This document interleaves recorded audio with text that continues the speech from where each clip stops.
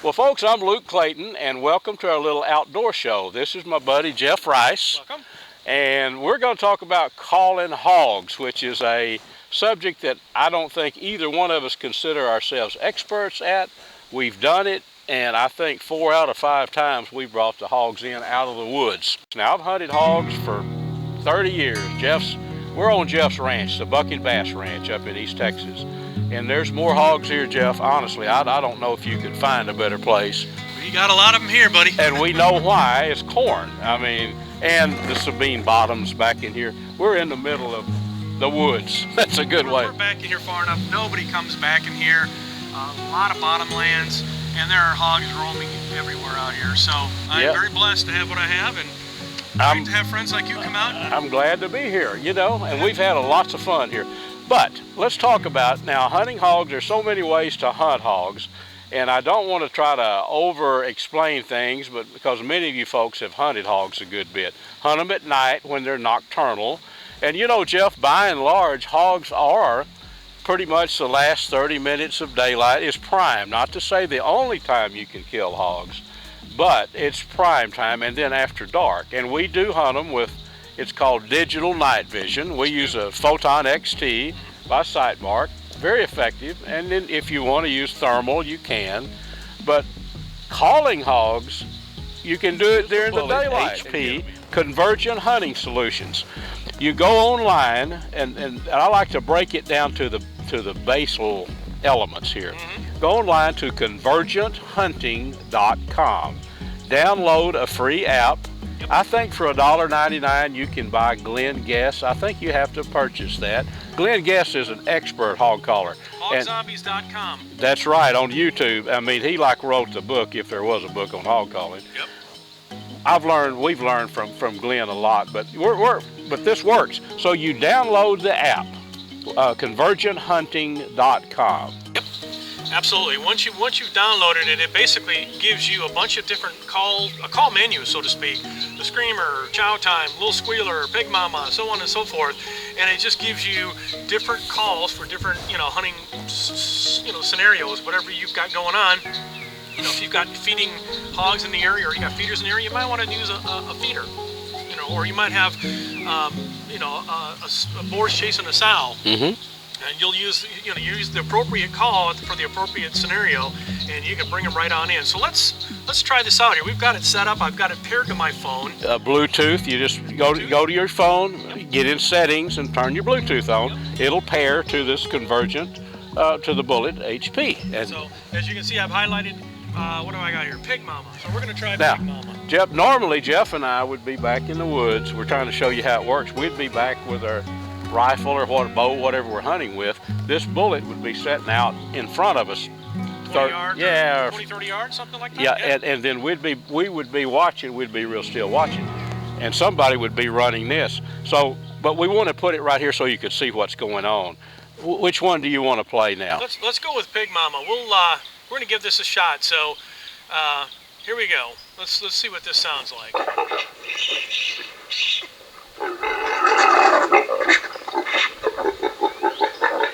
Hey, honestly, where we're at, they could come right.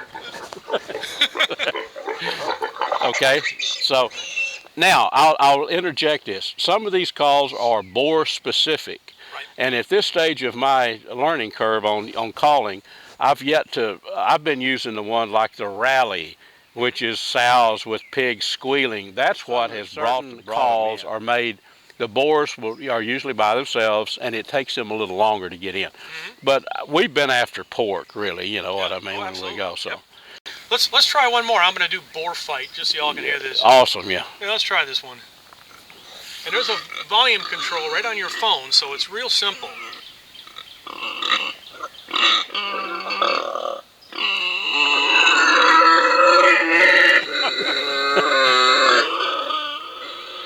Be careful, because they may come run us down. Honestly, if we weren't talking so much and that was going. Luke Clayton, and it's time for a little quick cooking recipe, if you will. Let's make some chipotle peppers. Now I'm going to actually serve as your cameraman and do a little descriptive video on how to make chipotle peppers. Chipotle peppers are nothing more than jalapenos smoked. Like these. These are just green jalapenos, and I also put some serrano peppers in the mix. And I'm thinking about maybe making a blend of the two peppers, but we're going to put them in the Smoking Texas electric smoker, and we're going to smoke them about 8 hours at about 175 degrees with some pecan wood. So let's load them up in the smoker. Now this makes some awesome seasoning for soup, stews, guisadas, anything like that that you want to cook. Now I basically just smoke them, and I put them in a plastic bag, put them in the refrigerator, chill them down, then I put them in the freezer, and bingo, you've got to have chipotle peppers whenever you need them. So let's load them up and start them smoking. What do you say? So we're going to put them on the top rack here of our Smoking Tex. And I've had the thermostat set at actually about 200. I'm going to cut that down to about 175, and then we're going to let our peppers go about 7 or 8 hours real slow. They should have a smoky flavor. So we'll show you the finished product here in a few hours.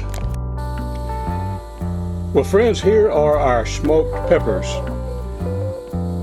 Some of them are a little moist, most of them are really dry. You can tell by looking at, well, for this one right here, the little smaller one, it's a little drier than these, but they're all very, very flavorful, and they're excellent in just about any kind of Mexican recipe that you want to make. I think while we're in the filming mode, I'm going to show you a bean recipe, and these peppers are probably about 2 or 3 of these peppers chopped up are a key ingredient to the very best beans that I've ever eaten. We're going to put some garlic, onion, and a little barbecue sauce. I'm going to show you an easy way to make camp barbecue beans, if you will, that I think you're going to really enjoy. So be ashamed not to put some of these fresh chipotles to work.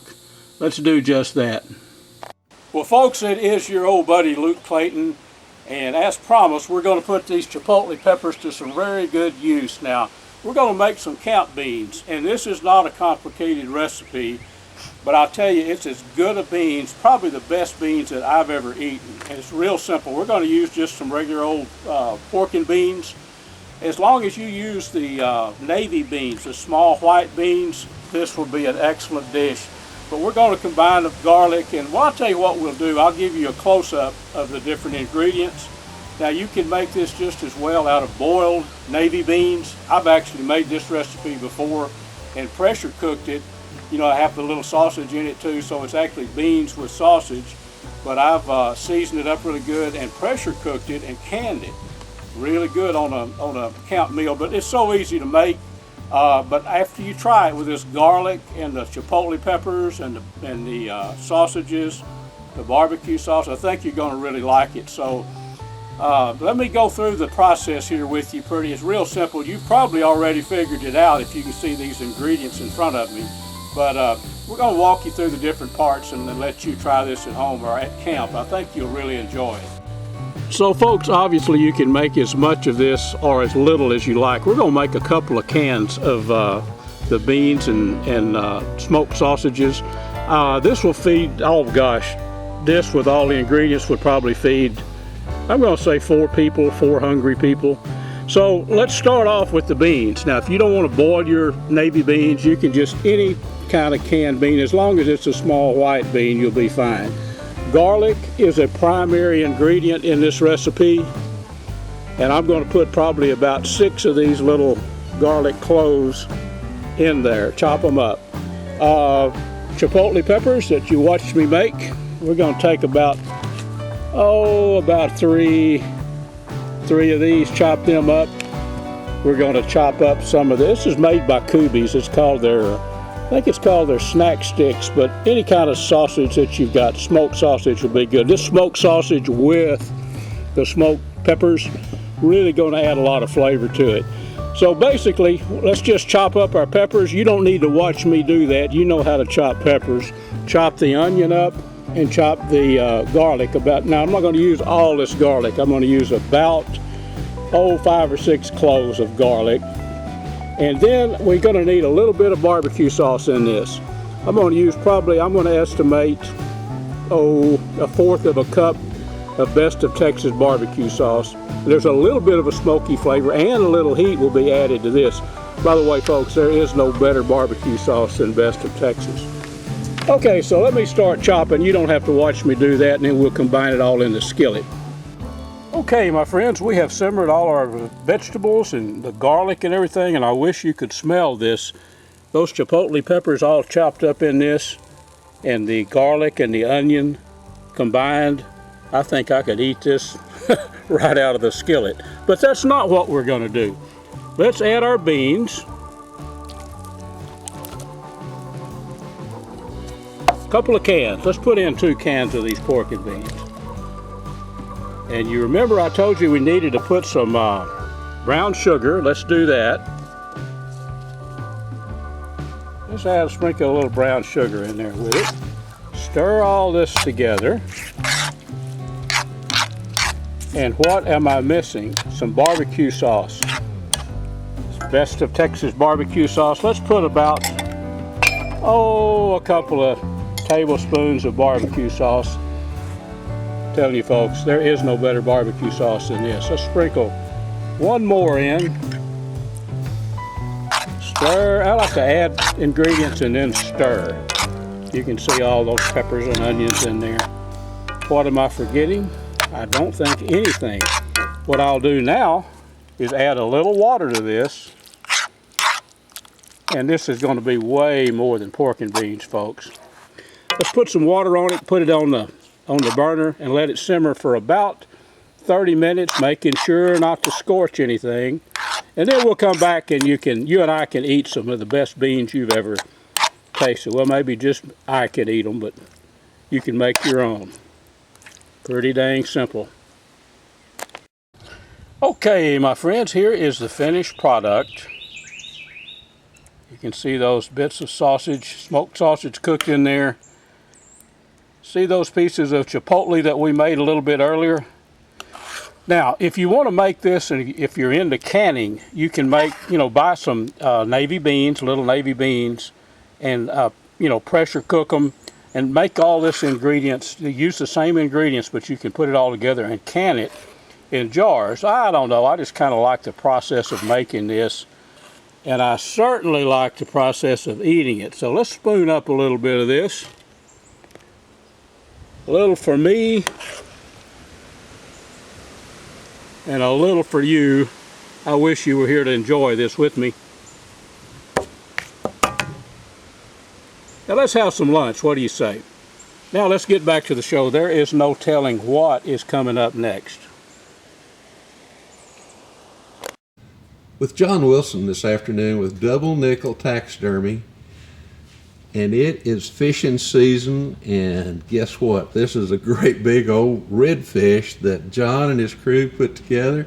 John, tell me about what somebody should anticipate having to do if they want to have a mount like this. Now I know that there's several ways of doing them, but what's the best thing for somebody to do if they want to have a fish mounted? Nowadays it's really easy. I would say 90% of the mounts done with fish are replicas. It's not the actual fish.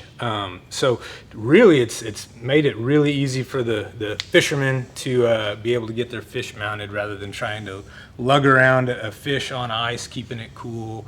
All you need to do really is, when you reel it in, get some good measurements, a nose to tail, a girth around the body, the widest part of the body, and some really good pictures. And the picture part is probably the most important part because a lot of fish will start to fade over time. If you put them in an ice chest and take them out 3 or 4 hours later, a lot of times the colors are different.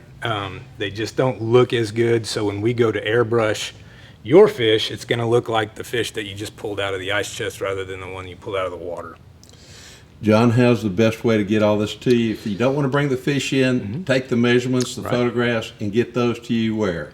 You can email them to us at info@doublenickeltaxidermy.com or give us a call, 830-237-9481, and we'll be happy to walk you through the process. I've caught a few fish. I've only had one mounted, but I tell you what, I think the next one I catch, it's of any size. And if I ever catch one like this, John, I'm going to have it mounted like you just did there, and hopefully it'll eat it as well, too. That makes 2 of us, yes.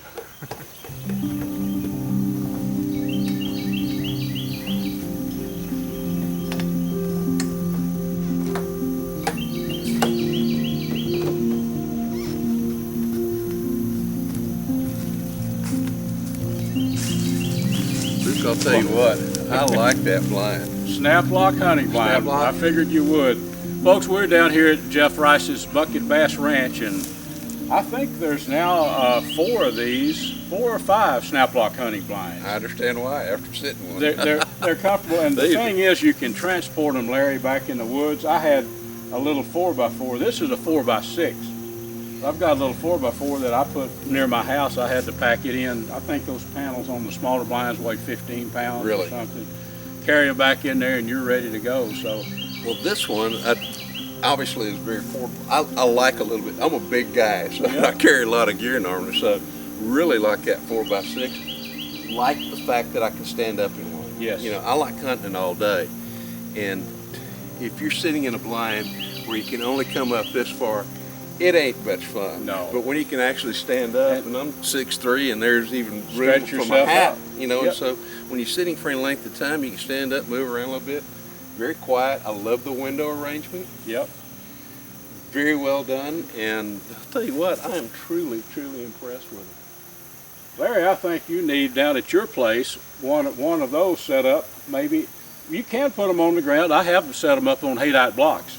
Right. But having that little elevation is pretty neat. It really is. And where my place is, there's a lot of roll to it, so you want to have it up a little bit higher so you kind of look down at one or two of those little valley kind of things. Well, I say this I'm week we impressed. get back in there, and Jeff's been seeing a lot of game. This is an awesome spot right here. Man. But he's been seeing a lot of game on the trail camera right in here, so good chance, you'll connect this evening. I'll be back in that blind.